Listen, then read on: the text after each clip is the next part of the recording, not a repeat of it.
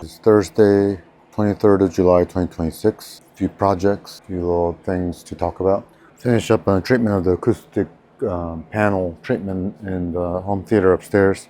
Here I've got 4 yards of polyester speaker grill fabric, which may not be enough. More expensive than landscape. Polyester landscaping non-woven fabric, 43 bucks. Should have gotten more of it. Should have gotten maybe 5 or 6 yards of this stuff. Because I only have 4 yards of it, I'm not going to complete my acoustic fabrics project today. I'm going to wait for that to arrive. What I will create are, I got these 2 burlap sacks. These are 50 by 48 inches, something like that. XX large burlap cotton sacks made in USA. I'm going to stuff these with the 15.4 inch by 3 inch by 47 inch safe and sound rock wool batting. Try not to compress them. They're already 3 inches, which is adequate for some absorption of mid-treble and hopefully a little bit of upper end bass sounds. I'm going to use as a corner quasi bass trap behind my 2 wooden glass front curio cabinet consoles. There's an air gap about 5 to 6 inches. I'm going to stuff this with rock wool behind that so that that area can be a quasi bass trap. Mostly mid-frequency absorber, I think. It'll act as that more than anything. What I want to do is make it porous so that it acts as somewhat of an absorber without compressing it too much. Supposedly 6 inches is the ideal width. 3 to 6 may be adequate. These bags may affect a slight compression. We'll see how that works out. But that is something I will do today. The other thing is these things that I worked on before are pretty solid at the corners now. I'm going to probably put in 2 slats to prevent the rock wool bats from sagging in the metal. 1 may in fact be adequate, but I think if I put in 2, it may look a little bit neater. That will require that I do some more splitting of the 2x4s, but that's okay. I'll work on that later. I got from Lowe's this 3M super strength paper, cardboard, plastic, fabric, foil, leather, good fabric adhesive. I was going to use this in case there are staples that are visible, I can overlap, fold down the fabric to hide the staples and keep them in place with this. That's why I got that. These are like 13, 14 bucks, probably 15 bucks with tax.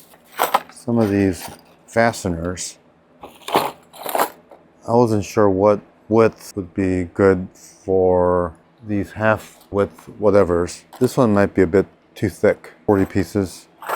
This one with just 15 pieces look like it's more just about right. We'll see. I don't want it to split the wood. These are hooks, and that's another option because these hooks are thinner. Maybe I'll stick the hooks into the, what do you call it, and have these hook into the ceiling. The other option is I could wire the 2 together so that it kind of free dangles a little bit. But I'm gonna think about best way to do those. And the other thing I got was from Lowe's, 18 gauge, 3/4 inch narrow crown staples. These are 5.5 millimeter, 5,000 quantity. This is expensive as hell. $40 and something, so after taxes it's close to 45 bucks for this little bit of staples here. As you can see, because at HarborFreight I bought this expensive piece of crap. These get mixed reviews, but it uses my lithium ion 20 volt batteries. Yeah, by the way, I also got a few items on coupon. I got some more of, actually this is the only one that was on coupon. These are black twist and cut zip ties. I haven't tried these before. 50 pound. It says twist to cut. Snap these with your bare hands. So it could be good. We'll see. I may end up using these to affix the acoustic panels upstairs. We'll see. Got some more of these paintbrushes. They were like $1 off. These deals of the day things. And these were on sale down from 40 bucks down to 25 bucks. Thought that was a good enough sale to be worth going after. Buying these are an addiction. Probably don't need these. So it's a bit of a frivolous purchase. And many. So it looks like that. 35 bits. So it's kind of like little mini ratchets. So that makes it a good size. Includes these micro bits.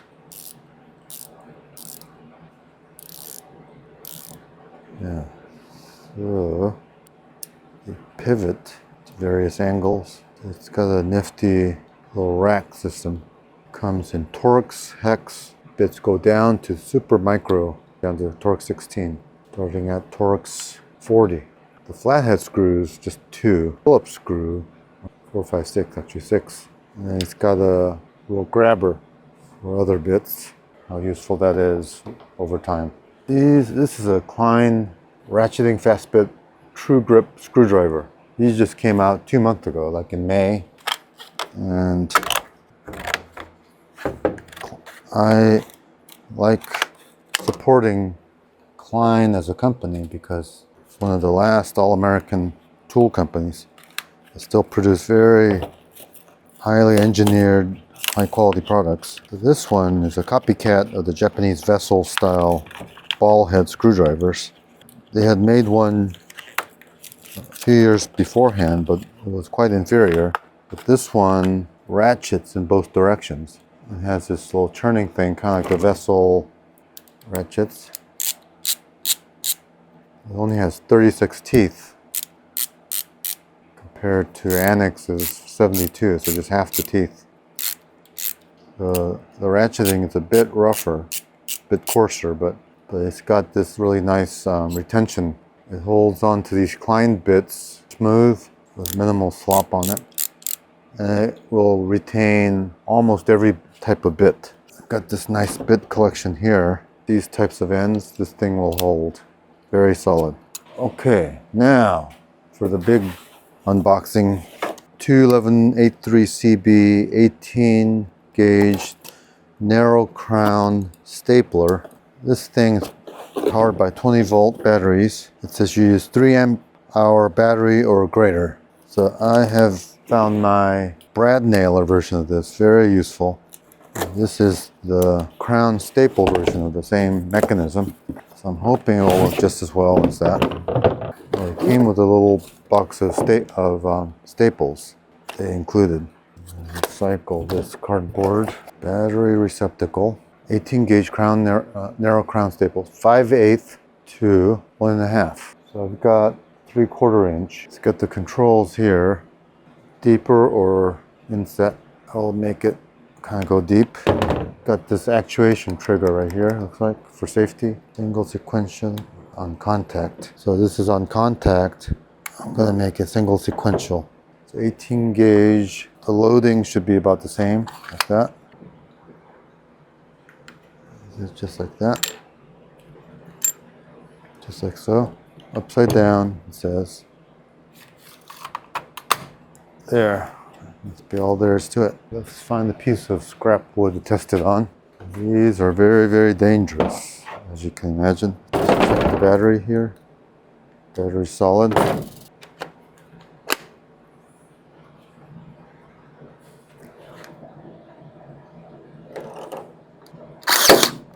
There we have it. Works all the way flush. And let's test it again.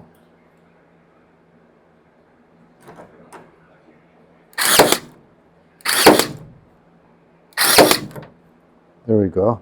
It's nice and flush. That's the way I will want to do it. Will complement my brad nailer adequately. And I think we're ready for our first project. Donning of the apron. Let's see how this is gonna work out. It's the size of the bag. Pretty huge. Rock wool batting. Trigger as minimum dust spray perturbation as possible. I don't want it to touch my arm either because it's irritating to skin. Some kicking up of dust is unavoidable, I think. Unavoidable kicking up of dust.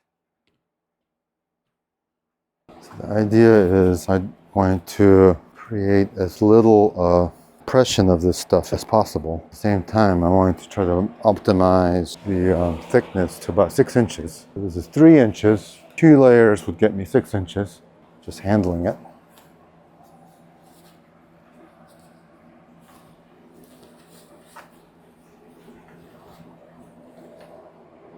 it's tearing apart. Semi-rigid, bit loose.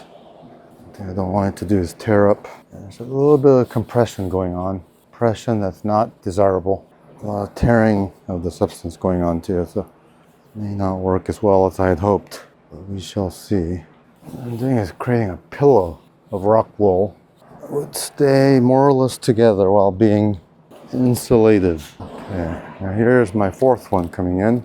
The final piece going in. So here is my rock wool pillow casing. My rock wool pillow casing base trap. Is it going to work? I don't know. You see that corner right there? That's where I'm gonna try to shove this. After all that, I'm gonna shovel this rock wool pillow in this crevice. Try to minimize compression, but at the same time, try to take up the space. That's pretty good right there. Act as a base trap, you see? Perhaps unsightly a little bit, but I'm gonna use these drapes to cover it up a little bit. Just like that, you see? It's not bad, not bad. A fit. It goes all the way to that corner too, so you can hardly tell that there's a bit of a base trapping right there. For this one, I'm considering just half width is what I was thinking.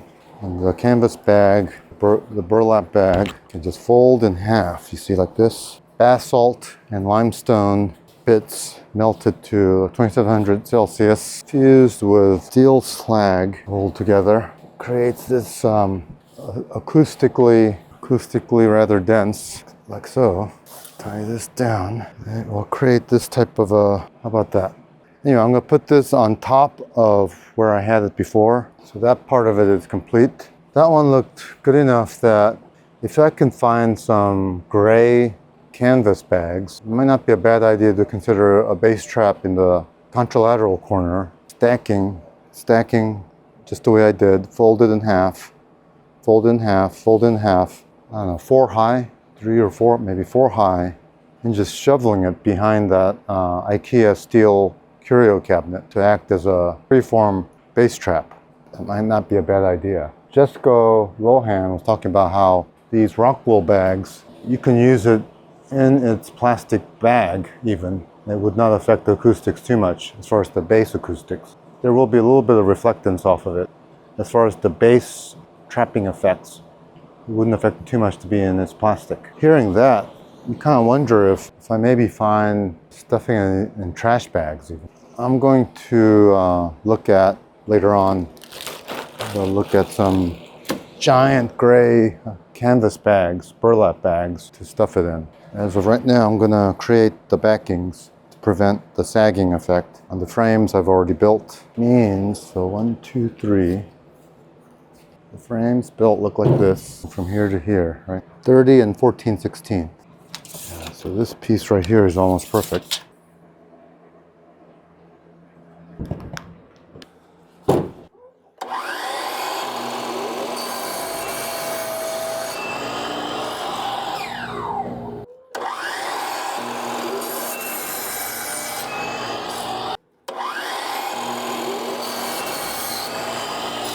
Turn on cat fan.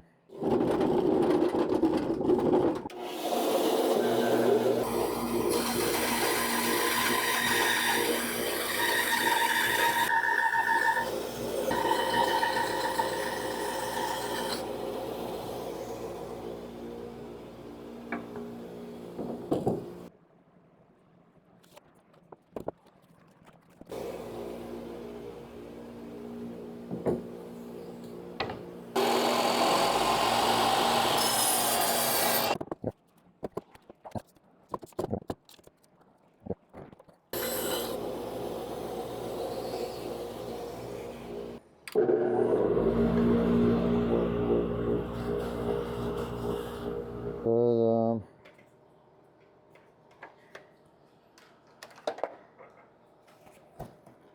I'll get out of this because I can't breathe. My arms are itching now from the rock wool contact.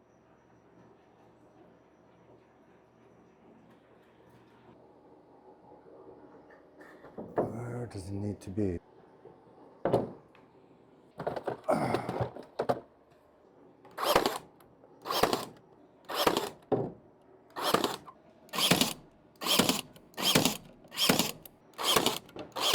There's one piece done.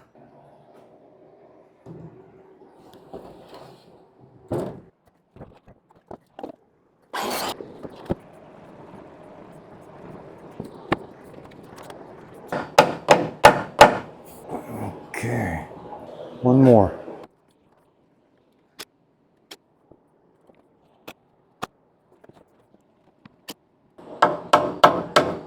We are all set for our frames.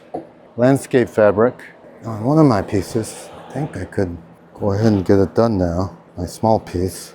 Let's see if we can get it done. Flip it along this axis, maintaining it tight as a drum if at all possible.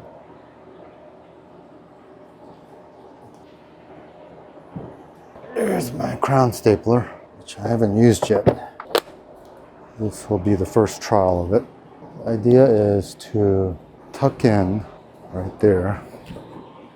Get in right there. Let's go all the way to the end here. Midpoint right here. Let's go midpoint again.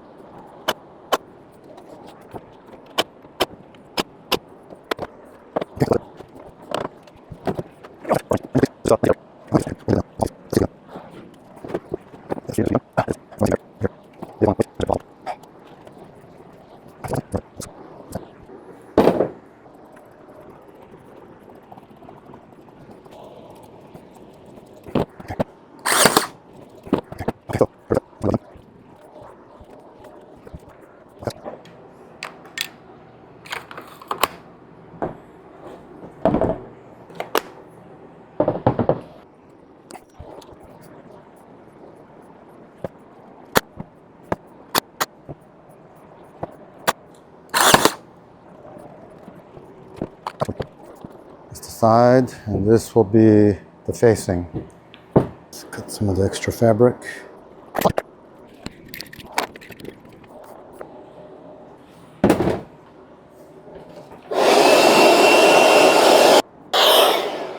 And that is that.